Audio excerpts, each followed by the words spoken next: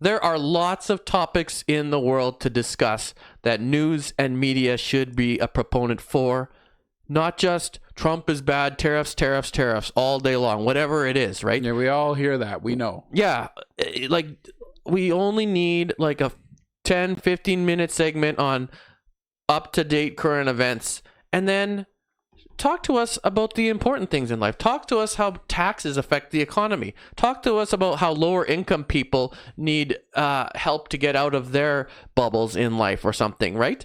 Talk to us about anything like that, where we could just say there's a specific news program on TV about this specific article, whether it's racism or something, and how people experience racism. When I watch 24-hour news programs, what do you guys see on 24-hour news programs? It's the same thing repeated.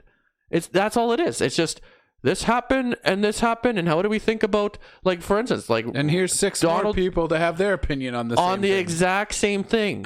Like, why can't I just, it's on demand basically now, so it's not like we need to hear it on repeat. We could just go and find that exact clip on that subject and hear about it if that's what we're interested in. There's so much in life that we could listen to. We could talk to, like, how, like, Michael Lee, how would you like to hear about actual like racism in Canada and how it pertains to certain individuals? It might be enlightening to some of us, you know. Some people, something different to hear. Yeah, journalists could go seek out people, have an open discussion, have a documentary. That would be a lot greater. You know what?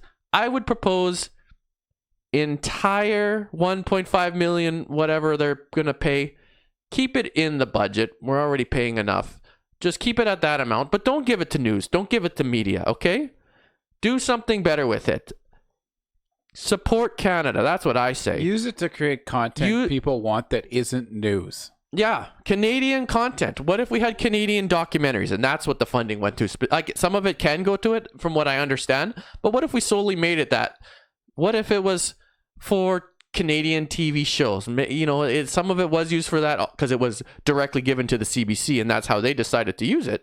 But I think there's so much more that we could do. And we don't need to be bombarded with this horrible bad news. And by bad news, I don't mean terrible news programs, because it's that as well. But I'm just saying there's a lot that goes wrong in the world that we don't want to hear about. I think take that funding, turn it into Canadian content, whatever that is. Documentaries, actual journalism, stuff that people can do on their own, and books or whatever. You know what I'm saying? Well, the thing is, like, when you talk about actual journalism, you touched on a very good point. You know, what is basically the evening news? What has it turned into? It's pretty much, oh, well, Trump said this, and it's not good, and Trudeau said this back to him, and we liked what Trudeau said, so, you know, elect Mark Carney or some crap like that. Yeah, we can do that on YouTube too. Yeah, I just did it. Look, I made that up on the spot. Brilliant me. But what I'm getting at is, like, I think it would be far more interesting if, you know, we would have some, as you call it, real journalism. Like, we've been talking about tariffs and Trump and all this stuff now for, you know, a few months, whatever, however long. It feels like it's been forever.